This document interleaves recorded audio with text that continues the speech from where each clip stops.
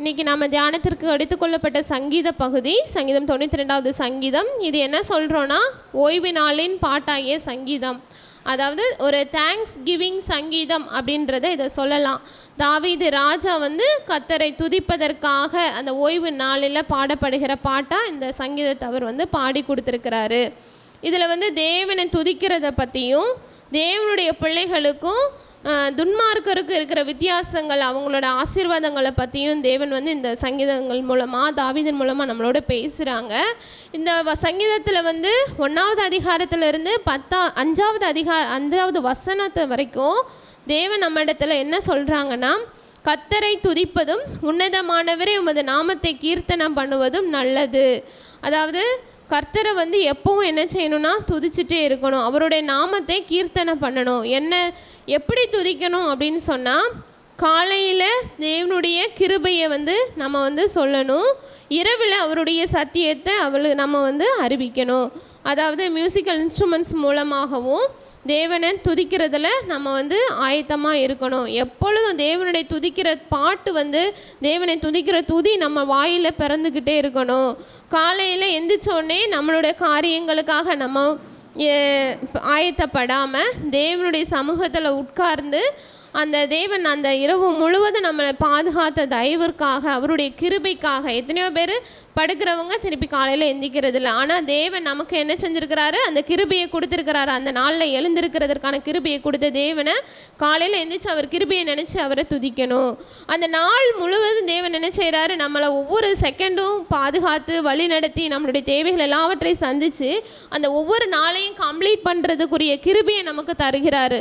அந்த நாள் முழுவதும் அவர் செஞ்ச நன்மைகளை என்ன செய்யணும், நைட்டு போல் குடும்ப ப்ரேயரில் உட்கார்றப்போ தேவன் நம்மை நடத்தின விதத்தை நம்ம ஆராய்ஞ்சு பார்த்து தேவனை மகிமைப்படுத்தணும். இந்த காலையிலையும் நம்ம ஜெபம் பண்ணணும், துதிக்கணும்.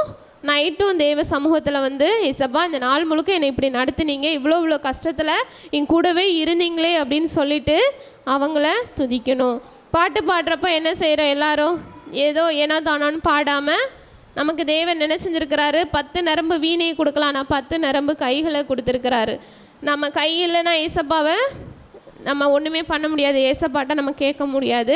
ஆனால் தேவன் நமக்கு கொடுத்த அவயவங்களுக்காக அவரை சோசரிக்கிற நாம கையை நல்லா தட்டி தேவனை ஆராதிக்கணும். ஒவ்வொரு நாளும் நம்ம நினச்சி பார்க்க வேண்டிய காரியங்கள் நம்முடைய கஷ்டங்களோ துன்பங்களோ இல்லை, என்ன தேவன் நம்மை நடத்துகிற விதங்களை நினச்சி நம்ம அவரை சோதரிக்கணும். அவருடைய கிரியைகளை நினச்சி, அவருடைய யோசனைகளை நினச்சி, அதாவது நமக்கு நம்ம ஒரு ப்ரீ பிளான்டாக இந்த வேலையை செய்யணும், நம்ம இப்படி இருக்கணும் அப்படின்னு சொல்லிட்டு நமக்கு நாமே ஒரு எல்லைக்கோடை நிர்ணயித்து நம்ம அதில் வாழ்ந்துட்டுருக்குறோம். ஆனால் தேவனுடைய திட்டங்களை அறிஞ்சவங்க யாரும் அப்படி நம்ம செய்யக்கூடாது. ஏன்னா தேவனுடைய சித்தங்கள் நம்முடைய யோசனைகளுக்கு அப்பாற்பட்டது. தேவனுடைய திட்டங்களும் தேவன் நம்மையில் வைத்த நினைவுகளும் நம்முடைய யோசனைகளுக்கும் நம்முடைய சிந்தனைகளுக்கும் அப்பாற்பட்டது. அந்த காரியங்களுக்கு நம்ம ஒப்பு கொடுத்த நாம, தேவரீர் நீங்கள் எல்லாவற்றையும் செய்ய வல்லவராக இருக்கிறீங்க, என் வாழ்க்கையில் என்ன நடக்கணுன்றது ஏசப்பா உங்களுக்கு முன்னாடியே தெரியும். அதாவது கர்ப்பத்தில் பிறக்கிறதுக்கு உற்பவிக்கிறதுக்கு முன்னாடியே நம்முடைய பேரை முதற்கொண்டு தேவன் அறிந்து வைத்திருக்கிறார். அவர் நம்மை தெரிந்து கொண்ட தேவனாக இருக்கிறபடினால அவருடைய சித்தத்திற்கு நம்ம முழுவதுமாக ஒப்பு கொடுத்தோமானால் தேவன் நம்மை நடத்துகிற வழியில் நம்ம நடக்கிறதுக்கு நம்ம ஒப்பு கொடுத்தோன்னு தேவன் நம்மை நடத்த வல்லவராக இருக்கிறார். யார் அப்படி போட்டிருக்குதுன்னா, தேவனுடைய சித்தத்தை, அதாவது அவருடைய கிரியைகள் மகத்துவமானவைகள், அவருடைய யோசனைகள் ஆழமானவைகள்னு உணராதவங்களை என்னன்னு போட்டிருக்குன்னா, மிருக குணமுள்ள மனுஷன், மூடன் சொல்லிட்டு போட்டிருக்குது. நாம் அப்படியெல்லாம் இருக்கக்கூடாது. தேவனுடைய சித்தத்தை, தேவனுடைய கிரியைகளை, தேவனுடைய அதிசயங்களை உணர்ந்த பிள்ளைகளாய் நம்ம அவருடைய பிள்ளைகளாக நம்ம வாழணும். ஹல்லேலூயா. அடுத்தது துன்மார்க்கரை பற்றி சொல்லியிருக்குது. அடுத்த வர்ற வசனங்கள் எல்லாத்துலேயுமே துன்மார்க்கரையும் நீதிமான்களையும் குறித்து. துன்மார்க்கர்ன்றவங்க தேவனுக்கு பிரியமில்லாத காரியங்களை செய்கிறவங்க, நீதிமான்கள்ன்றவங்க தேவனுக்கு பிரியமுள்ள காரியங்களை செய்கிறவங்க. துன்மார்க்கர் என்ன பண்ணுவாங்க அப்படின்னு சொன்னால், அதாவது இதில் வசனங்களில் பார்க்குறப்போ புல்ல போல் தழைச்சி அவங்க எல்லாரையும் செழித்து வளருவாங்களாம். ஏன் புல் மாதிரி வளர்ந்தால் என்ன ஆகும், கொஞ்ச நாளில் பட்டு போயிடும். தேவன் என்ன சொல்கிறாருன்னா, துன்மார்க்கர் புல்லை போல் தழைக்கும் போது அது அவர்கள் என்றென்றைக்கு என்ன செய்கிறாங்க, அழிந்து போவதற்கே ஏதுவாகும். அவங்களோட ஆத்தும மீட்பு அவங்களுக்கு இல்லாமல் போயிடும். நாம் நினைக்கல இவங்க இவ்வளோ செழிப்பாக இருக்கிறாங்களே அப்படின்னு சொல்லிட்டு அவங்க வந்து அந்த செழிப்பு அவங்களோட அழிவுக்கு தான். ஆனால் தேவன் வந்து நீதிமான்களுக்கு என்ன வச்சிருக்கிறாங்கன்னா, பனையை போல செழித்து லீபனோனில் உள்ள கேதுருவை போல் வளருவான்னு ஏசப்பா சொல்கிறாங்க. பனை மரம் எப்படி இருக்கும்னு தெரியுமா? வறண்ட நிலத்தில் வளருகிற மரம், சரிங்களா? எந்த இடத்துல வச்சாலும் கொஞ்சம் தண்ணி இருந்தாலும் செழிப்பாக இருக்கிற மரம். அதாவது பனைமரம் போல் வளர்கிறவங்க நீதிமான்களாக இருப்பாங்க. நீதிமான்களை பார்த்தா தெரியும், அவங்களோட வளர்ச்சி வந்து கொஞ்சம் கொஞ்சமாக இருந்தாலும் தேவன் வந்து அவர்களை உயர்த்த வல்லவராக இருக்கிறார். எல்லாருக்கும் மேலே உயரமாக நிற்க வைக்க தேவனால் முடியும். லீபனோனில் உள்ள கேதுருவை போல் வளருவார்களாம். லீபனோனில் உள்ள கேதுரு மரம் வந்து அது வந்து இந்த பசுமை மாற காடுகளில் வளர்கிற மரம், செடாஸ்ட்ரீன்னு சொல்லுவாங்க.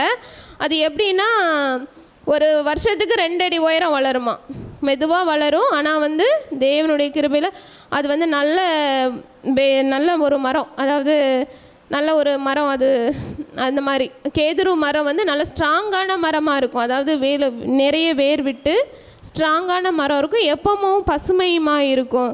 அதே மாதிரி கர்த்தருடைய ஆலயத்தில் நாட்டப்பட்டவர்கள் தேவனுடைய பிரகாரங்கள் செலுத்திருப்பார்கள்.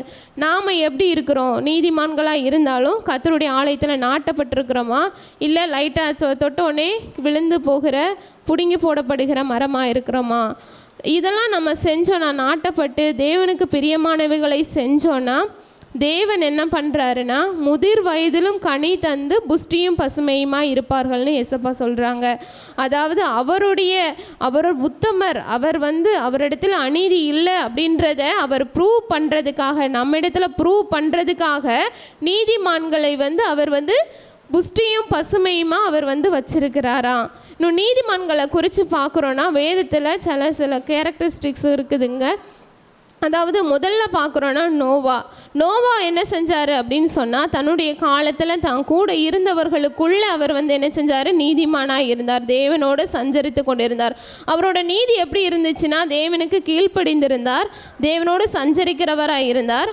அது மட்டும் இல்லாமல் மழைனா என்னன்னே அவருக்கு தெரியாது. அதற்கு முன்னாடி என்ன செஞ்சல, மழை பெய்யலை. அதாவது அந்த நேரத்திலும் நோவா என்ன பண்ணார்? மழை வரப்போகுது, பிரளயம் வரப்போகுது அப்படின்னு சொன்ன உடனே, பேழையை கட்டுனோடனே அவர் யோசிக்காமல் என்ன செஞ்சார்? தேவனுக்கு கீழ்ப்படிஞ்சு தேவனோடு தேவனுக்கு கீழ்ப்படிஞ்சதுனால அவரோட குடும்பம் மட்டும் இல்லை, அவரோட சந்ததி என்ன செஞ்சிச்சு? இந்த பூமியில் அந்த பிரளயத்தில் காக்கப்பட்டுச்சு. நாம் தேவனுக்கு பயந்து தேவனுக்கு கீழ்ப்படிஞ்சு தேவனோடு சஞ்சரிக்கிறவங்களாக இருந்தோன்னா நம்முடைய சந்ததியாக தேவன் நம்மை காப்பாற்ற வல்லவராக இருக்கிறார். அடுத்தது பார்த்தோன்னா ஆபிரகாமை பார்க்கலாம். விசுவாசிகளின் தகப்பன் அப்படின்னு சொல்லிட்டு ஆபிரகாம் பேர் உண்டு. விசுவாசிகளின் தகப்பன், அவருக்கு அந்த பேர் ஈஸியாக கிடச்சிடல. அவர் எவ்வளவோ நேரத்தில் ஏசப்பா என்ன சொன்னாங்க? நீ உன் இனத்தையும் ஜாதி உன் தகப்பன் வீட்டை எல்லாவற்றையும் விட்டுட்டு என் பின்னாடி வான்னு சொன்ன ஒரு வார்த்தைக்கு கீழ்ப்படிஞ்சு அவர் வந்தார். வந்ததும் இல்லாமல் அப்போவும் ஏசப்பா அடுத்தது ஈசாக்கை கொடுத்ததுக்கப்புறம் ஈசாக்கை பலியிட சொன்னார். அந்த நேரத்திலும் ஆபிரகாம் என்ன பண்ணார்? அவர் வந்து அதற்கும் கீழ்ப்படிஞ்சார். தன்னுடைய சொந்த குமாரனை, ஒரே மகனை என்ன செஞ்சார்?